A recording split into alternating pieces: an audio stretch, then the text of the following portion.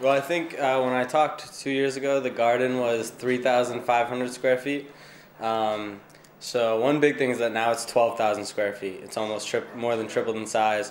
Um, and we've put in, I had to rush home last time to start putting in our little baby fruit trees. And so now we have an orchard of 26 heirloom fruit trees. We've built a hoop house so that we can grow food through the winter, because obviously that's when most of the school year it happens during the winter. And more exciting than that, I mean, it's great that the physical garden has grown, but also we've started bringing more and more classes down. We have classes down almost every day. And I think I talked a lot last time about the hope of getting more food into the cafeteria, because we'd only done it once last time. And we now do it 3 days a week in 3 cafeterias. So I think it's grown a decent amount. Well, when I came to Slow Food Nation and then to Terra Madre last year, I was sort of in a position of like, this is what I've done. It's really great. If I'm lucky, it'll keep going at the pace I was going. But seeing all these other people and all these big ideas and the sort of encouragement from the energy and the community of slow food with this in Terra Madre, with this idea that don't slow down, that anything can happen, that if you think you've been dreaming big, you just haven't been dreaming big enough, really was what gave me the energy to then think that there weren't any obstacles, and that it's what then pushed Project Sprout to, rather than meeting its 10-year plan in 10 years, to meet it in 3 years. And so it was really sort of an energy and a confidence that Terra Madre gave me. So I've been working a lot in the past few months on handing it off to the younger kids, which has been difficult. One, because it's hard to trust that other people will do it as well as you do, or what you want it to look like.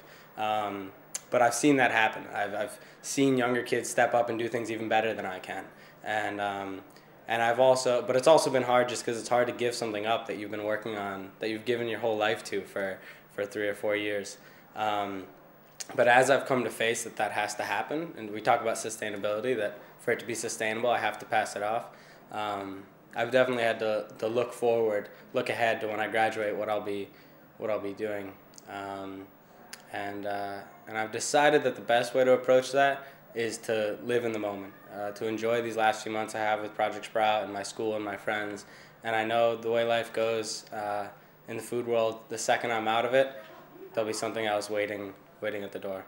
I've seen elementary school kids decide that they like sweet peas, or decide or learn that carrots come from the ground, grow underground, and so I've seen tons of little kids learn about food and where food comes from.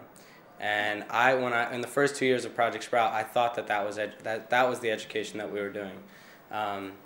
But since then, I've also seen high schoolers realize that they can take ownership over their education and take ownership over their path in their life.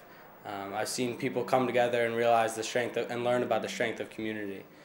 So definitely, that's really all it's about. It's about educating people, but not just on food and where food comes from. That happens naturally with working in a garden, but also on the idea of how you change things in the world and how you sort of decide your life and shape your world and your life. That's what people learn about when they garden, when they work in Project Sprout. My dream is to just be happy, doing things that I love, and to never sort of lose. I came into high school with a sort of naivete, like thinking, that I could start this garden, that whatever could happen. And my goal is whatever direction I go in life, whether it's teacher, whether it's farmer, whether it's scientist, whether it's whatever, that I'll go forward with that same sort of obliviousness to whatever could happen,